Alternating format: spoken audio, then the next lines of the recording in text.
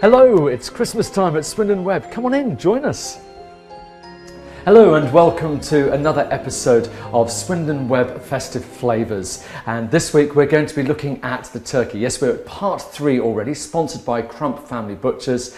And if you missed the first 2, one of which was that wonderful salmon as a starter and also the canapes, then you can have a look at them at swindonweb.tv. Well, I'm joined again by Lesley Holdship, who is our resident chef and also recipe writer. And we've got that perfect image of Christmas, the turkey there ready and waiting. We do, it's beautiful, isn't it? Well, one of the things is that there's a bit of a trend sometimes for people to go away from the traditional turkey, which doesn't make any sense to me because that is exactly what it's all about. It's the shape is the epitome of Christmas, isn't it? But also you can make so much of that beautiful centrepiece, I think, don't you? Absolutely, and of course I've heard often that if there's one thing you want to get right is your turkey. Yes. It's one thing not to skimp on and to go to someone like Crump who give you the very best ingredients and the best quality meat is what you need to be looking for. Yes, because the turkey is the hero, isn't he really?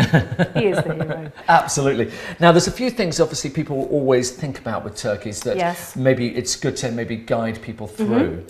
As in terms of cooking it? In terms of cooking and the preparation and so on. Okay, in terms of cooking this turkey, I think the main thing you need to do is get it out and get it up to room temperature before you start cooking it, and it will cook much more evenly and much better if you do that. So no defrosting in the bath like Gavin and Stacey? No, do they do that? Or putting it on your head like Mr. Bean? No, so I think bringing it up to room temperature is a good thing to do. Because remember, you've got a lot of bone to penetrate through into, and if you bring it up to room temperature, don't be scared about it going off or giving anyone food poisoning. It's better to do that than to give it not enough cooking time at the end. Now, as you say, people are a little bit nervous. They see a turkey and think, oh my goodness, how do I cook it? How does it work? And so on. The first thing I suppose people might be thinking is, a turkey is a big bird. Is it going to fit into my oven? So what sort of size, roughly, would an average domestic oven take? I think, as I'm an old-fashioned girl, it's got to be about 15 to 16 pounds will be a good size for your oven. That's and then you've got room for your 6-7 roasties as well, because a lot of people only have one oven, and you need to have a shelf for roast potatoes, don't you? Absolutely. I mean, there is the thought that you can rest your turkey for as long, some people say for as long as you've cooked it for, but that is ridiculous. But you do need to rest that after you've cooked it for probably about half an hour. So that's not maybe quite long enough to do your roast potatoes, but it gives you a little bit of extra time in the oven with everything else. And roughly, there's a rough guide, isn't there? How many minutes per pound should you be cooking roughly? Now, I'm the kind of person that might just put it in and not worry too much, but if you're thinking about times like that, then about 20 minutes to the pound. Are we allowed to say pound? Do we need to say? No, you can say 10 minutes. Let's go with pound. Yeah. 20 minutes to the pound, and then an extra 20 minutes at the end, 20 minutes to half an hour at the end. Now, because it's in the oven a little bit longer than, say, a chicken or everything else, should you cover it? Well, again, this is a very personal thing, and if you read recipe books, magazines, all those things, everyone's going to tell you something different. I like to wrap a turkey completely in foil, so make a little nest for it and completely wrap it up so you're almost making an oven, and then put the oven on very high and cook that quite fast. And I find for me that keeps it nice and moist, and then you can unroll the foil about the last half an hour, 20 minutes to half an hour, and then that just crisps the top off. Some people like to cook it very slowly. Now, you mentioned moisture there. That is very important with turkey, isn't it? Because the breast particularly can get a bit dry. What are the sort of things you can do to ensure that it stays moist? Well, if you didn't want to wrap it up in the foil, you could make a nice butter mixture with perhaps some lemon and herbs and salt and pepper, and you can actually just ease the skin. You can just get your fingers under the skin like that, and you can push it in and under. A bit more contemporary thing to do, I like to crumble up black pudding and push that underneath. Ooh, and that is really delicious. Now, you mentioned things like that. What about stuffings? And well, if you're stuffing, I would suggest that you take the wishbone out. So the wishbone obviously is going to be just here. I don't know if you can see, I was just showing for the camera there. And your butcher can do that for you, and then that will make that much more easy to carve. And then you can just stuff your stuffing in there, and that will give you a lovely stuffing ball there. Or you can obviously cook your stuffing separately. But obviously the flavours of the bird going through. Yes, it does help. Yeah. Now, of course, if you want the ultimate turkey, then of course there is this Kelly Bronze, isn't there? There is the Kelly Bronze, and I've heard that Jamie Oliver and Nigella Lawson are talking about, does that make us them? Absolutely, yes. Yeah, they're really I'm not sure about getting them, naked, though. No, maybe not.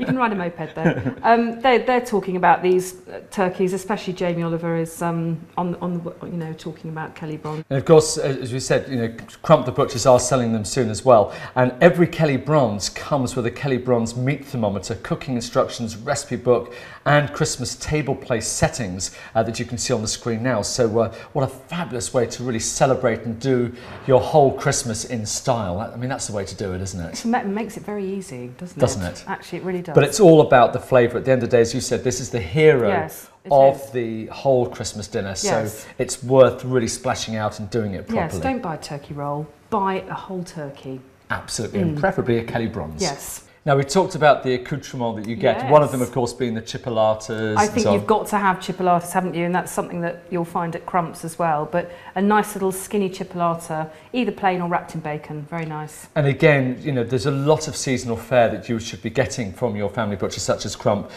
So things like ham for Boxing Day. That's part of the tradition as well. Yes. And maybe goose. Yeah, I mean, goose is becoming increasingly popular. And the other thing I thought was interesting was cockerel. Yes. Now, actually, I've never tried that. Neither have I, actually. So that would be a surprise someone under the table for Christmas Day with that as well. I think we'll stick to the turkey. So we're going to town, getting a wonderful turkey from Crump's, and of course you've got to then accompany it with the perfect vegetables. And we've got some lovely vegetables here from Coles Hill Organics.